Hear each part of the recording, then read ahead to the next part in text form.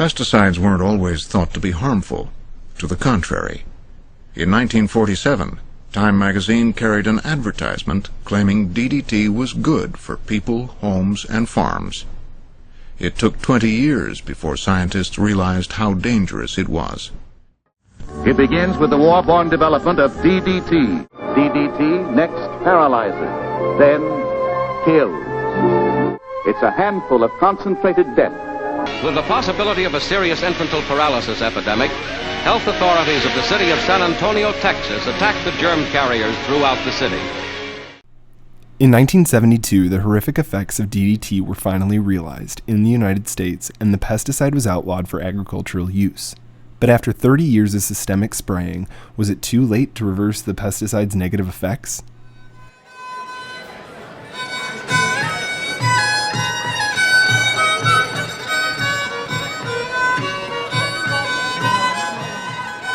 So, what is a pesticide, and why can they be dangerous? A pesticide is considered a biocide, designed to kill, reduce, or repel insects, weeds, rodents, fungi, or other organisms that can threaten public health and the economy. In essence, these agricultural products are used to preserve crops, ensuring consistent quality and better yields. But why use pesticides, when decades ago farmers relied solely on natural and organic methods? One farmer tells us why he decided to use pesticides with his crops, but cautions against their systemic uses. I grew up on a traditional row crop livestock farm, and that was just way of life.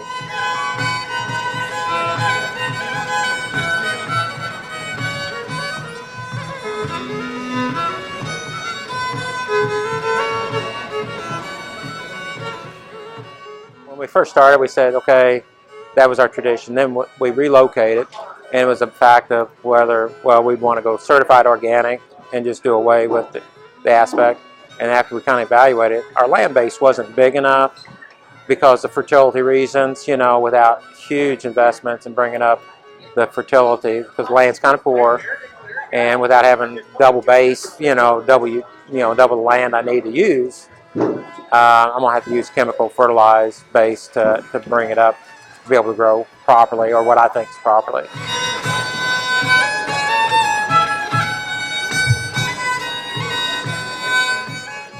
Pesticides can enter the environment through 6 different methods: adsorption, volatilization, spray drift, runoff, leaching, and finally absorption. Adsorption occurs when pesticides are sprayed onto crops and bind to the soil. Soils can become rich with pesticides, which prevent plants from using them. Volatilization involves pesticides being vaporized into gas.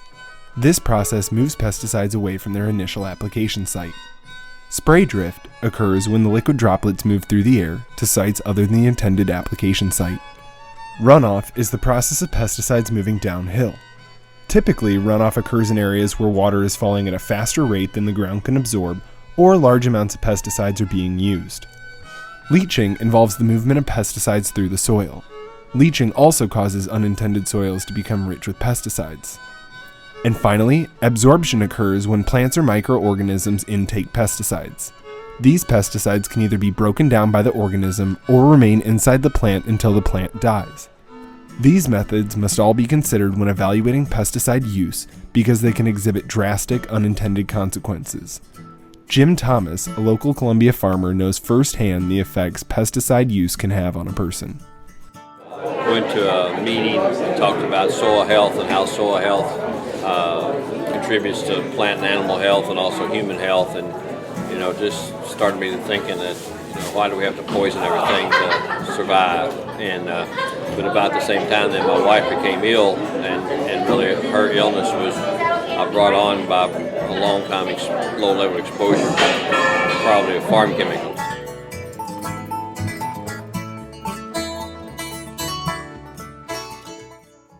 Shortly after identifying his wife's sickness had been caused by a low-level exposure to pesticides, Jim decided to switch to certified organic practices.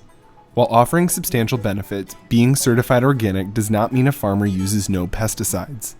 Saying organic agriculture doesn't use pesticides is not really the whole truth, because you're using pesticides that are going to break down in the sunlight over the course of a day or a couple of days. So, and you still have depending on what pesticide you're using, you still have the broad spectrum of insects that are susceptible, so like honeybees and pollinators and everything that comes into contact with this particular chemical. I know a lot of organic farmers who take that pretty seriously too, because you still have that die-off and you're risking your biodiversity of pollinators, but you need to also protect your crops. Farmers like Jim Thies, who don't have the ability to be completely organic, still have options when it comes to farming practices. On his farm, the Veggie Patch, workers implement integrated pest management practices to combat against the loss of crops while using minimal amounts of pesticides. We're using a lot of the organic practices, to alleviate the problem or need for using a pesticide, and then we don't follow a direct spray schedule. We spot treat with whatever we need to do to take care of it so we don't have a complete loss. But why do farmers choose to be organic? And how can consumers ensure they are selecting an organic product?